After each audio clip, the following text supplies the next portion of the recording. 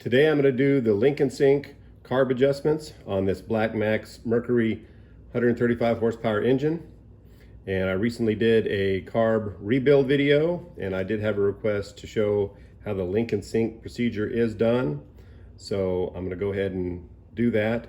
So on the first thing that I did on this procedure is I disconnected the throttle cable, and now I need to loosen all 3 screws for the carburetor to the linkage. And so we want to loosen these screws and then make sure that the butterfly valves in the carburetors close completely. So we'll get those turned off. You can see we can adjust them here, make sure they're all the way closed. And if you come over here and look to the front of the carburetor, we can look at all 3 of those carburetors and make sure that the butterfly valves are indeed closed.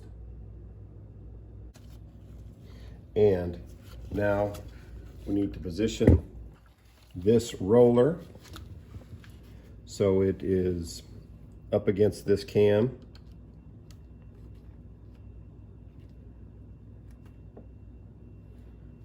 And we want to be able to have this mark on the cam be right in the center of this roller. So we're going to push that over there, tighten it down, and we're going to go ahead and tighten down the adjustment screws.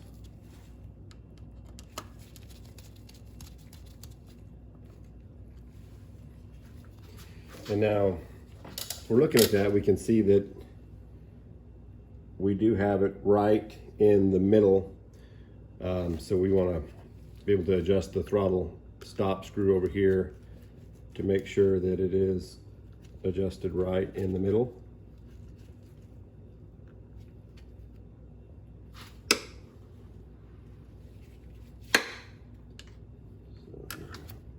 back that off a little bit.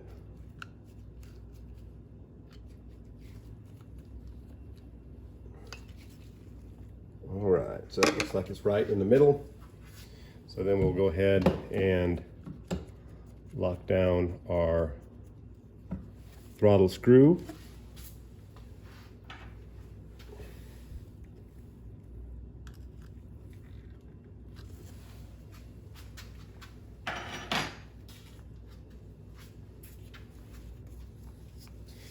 And now for the throttle cable adjustment, we want to make sure that we've got the correct preload on the throttle stop. And how we're going to do that is you want to be able to insert a piece of paper in here and be able to pull it out without tearing it.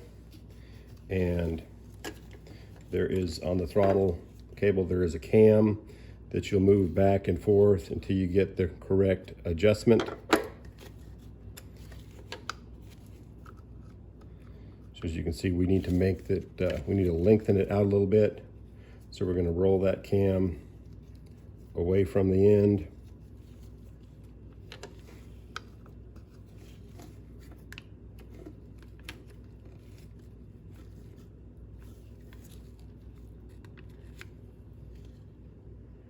All right, that's, oh, see that tore the paper, so that's a little too tight.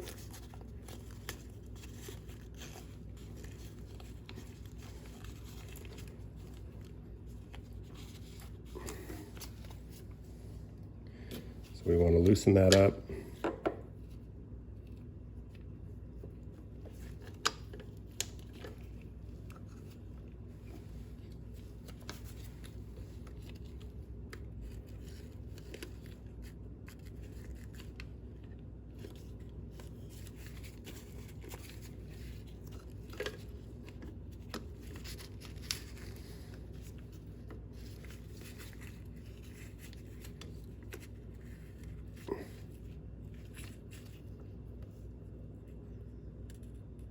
Okay, now we can see it's just tugging on it, so it's got some drag, and but it doesn't tear the piece of paper, so we know that that's set correctly. And then so the next step would be going through and getting the idle speed set with the boat out on the water. So we need to do that in the next video when we get it out on the water.